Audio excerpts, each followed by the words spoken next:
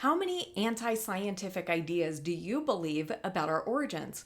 When I say anti-scientific, I'm talking about ideas that go against our scientific observations, ideas that directly contradict our scientific understanding of reality.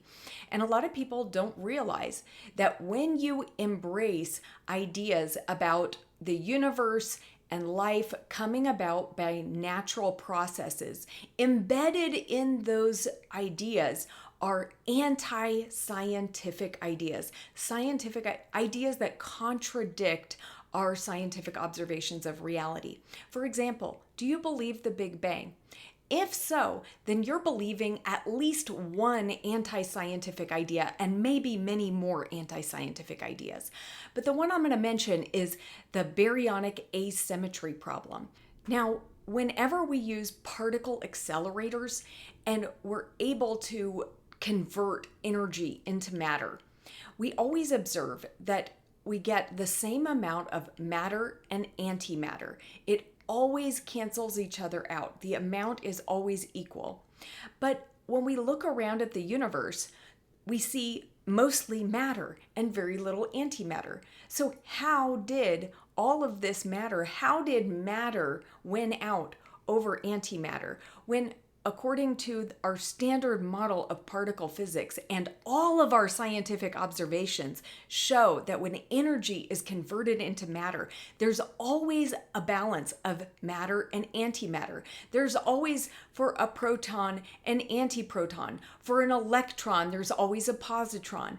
So if you believe that in the Big Bang, that matter was able to overcome antimatter, you're believing something that actually goes against our scientific observations of reality.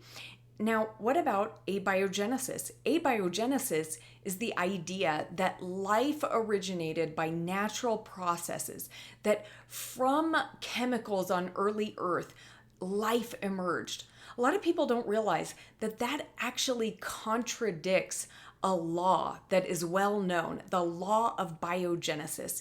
Every observation that we have made about life tells us that life only comes from other living things. Life does not emerge from non-living things. That is what every scientific observation we have ever made shows us about life. Now, the idea that life can come about from chemicals is something that, if you're believing that, you're believing something that is anti-scientific. It goes against all of our scientific observations. If you're believing that those chemicals can actually form themselves into fantastic machines, into integrated systems that work together in harmony, you're believing something anti-scientific. That's something that goes against every observation we've ever made about reality. What about the origin of DNA? DNA is a code, and it's not just any code. It's the most fantastic code that humans have ever encountered.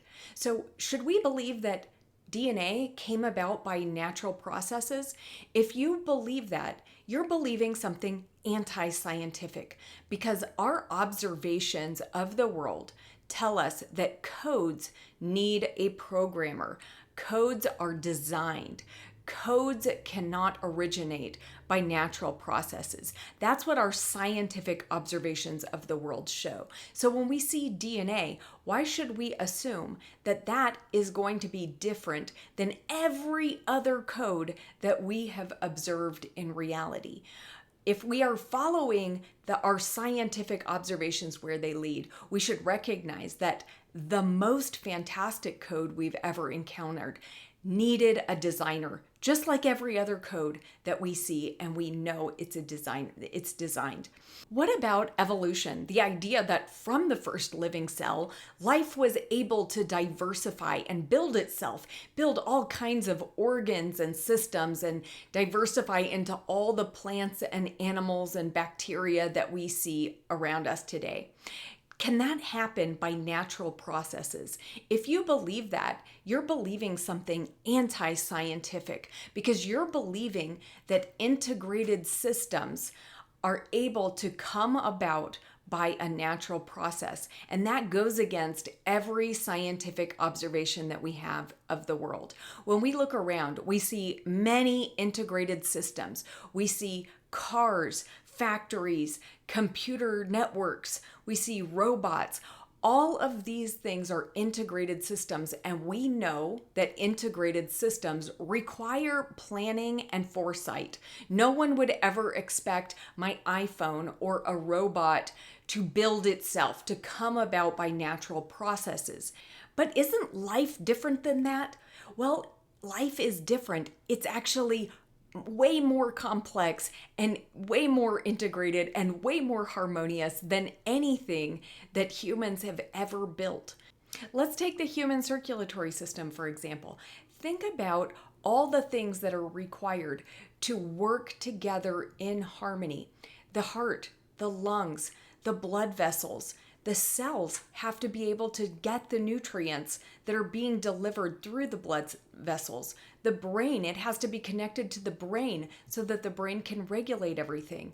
That everything is connected together in a way that is not possible to understand by a step-by-step process over millions of years. What good is one part of the system without the other? What good is a system of blood vessels without blood? What good is blood without the blood vessels? What good is the blood without the heart, without the lungs?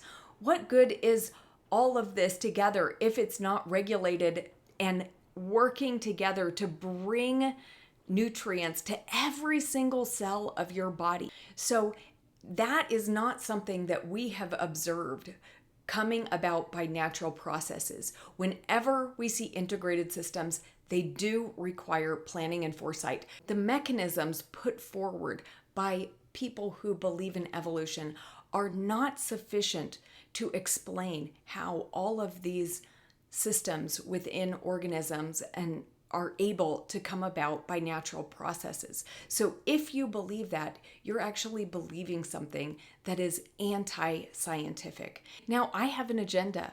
I don't want you to believe anti-scientific ideas about our origins. I want you to know the truth, that this orderly universe was designed, that life was designed. It had a creator, and that creator loves you. Now, if you like this video, please give it a like and subscribe to the channel. If you hated this video, then give it a dislike and tell me what you hated about it in the comments section. Thanks for watching. Let no one